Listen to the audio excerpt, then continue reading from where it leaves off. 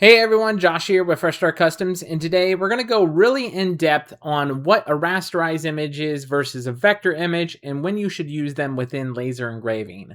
So first up, a rasterized image is like a JPEG, a PNG, or a GIF file. You probably won't ever use GIF, you'll probably mainly use JPEG or PNG with your lasers, and the vector image is what's called an SVG, that stands for Scalable Vector Graphic.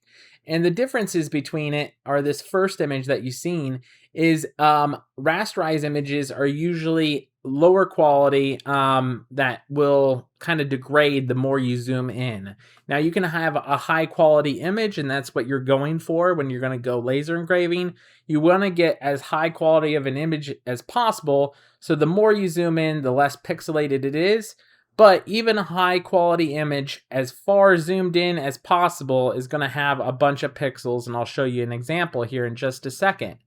Now with a vector image, you can zoom in indefinitely, and that edge of that image is going to be smooth every single time, and I'll show you that here too.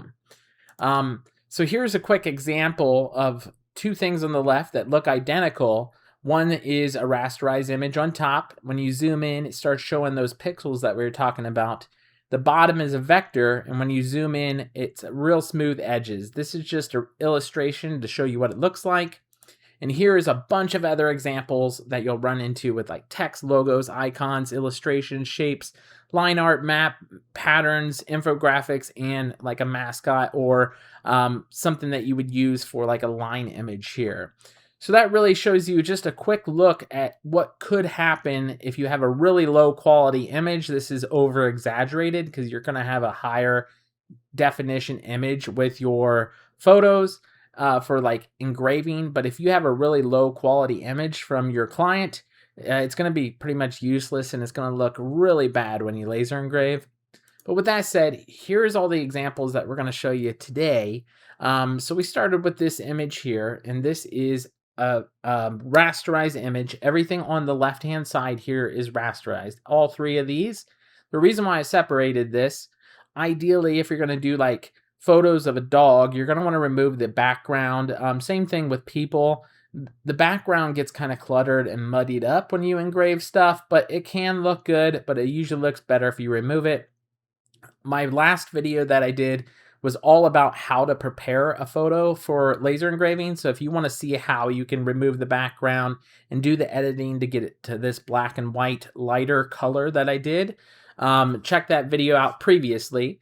But with that said, all of these are rasterized. So what happens is if you zoom in on these, we'll just do this one right here. The more you zoom in, you're going to start seeing it pixelate. You see how many pixels this thing has?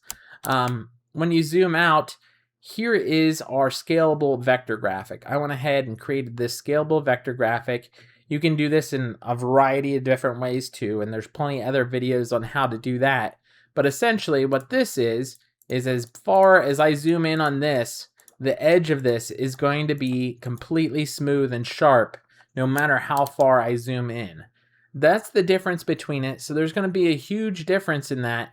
So if you can get an SVG image like this, you want to do that. If you can do a vector image, that's going to look best. It's going to be sharpest. But there's different scenarios that you want to use this on. And when you want to use it is for like photos. So photos in particular, you want to engrave. You can get the grayscale effect in this. So what that's going to look like, it looks like this once it's actually engraved. So we have that dog on the left here.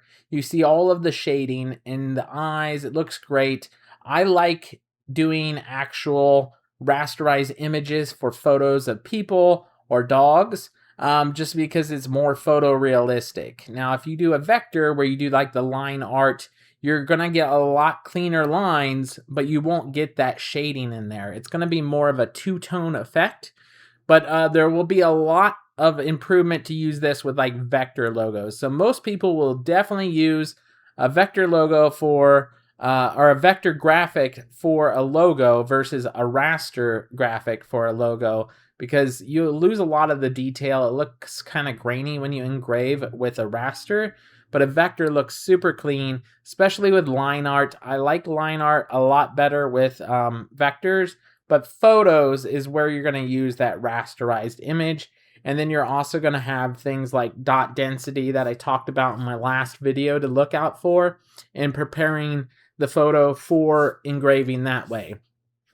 One last thing that I wanted to share with you too is like you can do multiple vectors within like an image versus just like one photo. You can't really kind of merge them together to create something like this unless you do vector images around it. So like a vector path, I should say. So all of these red cut lines are vectors too. So a vector is just essentially a shape versus a photo that is grainy. So all three things here, your score in blue is a vector line, the red is a cut line, which is a vector as well, and then the black is an engrave vector, like a fill engrave. So as far as I zoom in, this is always going to look clear. However far or far out I zoom, it's going to look clear every single time. Same thing with this. This is a vector in here too. Now, if this was a photo, it'd look all grainy and it could only be engraved. So rasterized images can only be engraved. They can't be cut out unless you do a separate vector cut line around it. Hopefully that makes sense, and I went as far into detail as quickly as possible to get you guys up and running and understanding the differences between these two things. If you guys have any questions about it, let me know down in the comments below, and we'll catch you guys in the next one.